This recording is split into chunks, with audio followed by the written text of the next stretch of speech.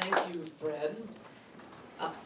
It's no accident that I stumbled into evaluating your body speaks, because one of the things I appreciate most about this Toastmaster is the bodies of all you military muscular men.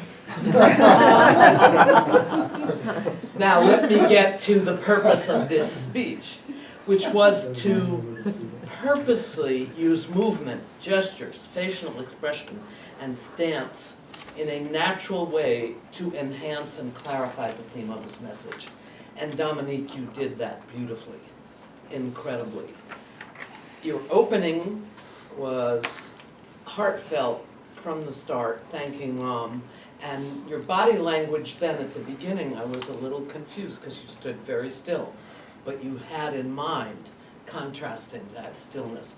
And you, with your hands, said, "Thank you, Mom," and you put your thumbs up, and a little bit of nervousness controlled there. But then when you went to 3 examples of how your mom can use body language and facial expression and how it can affect you, they were beautiful.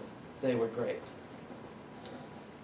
At the first was moping. You showed, you started to move around and you walked with your head down and physically demonstrated what a young child would do who had forgotten his homework and knew he would get reprimanded. Beautiful. With the example of coming home after the Marine Corps training, one thing I have to compliment you for is using friggin' instead of the other word, making us all laugh, because Toastmasters is very appropriate. We don't use slang language, especially of the F word kind. So you did that beautifully.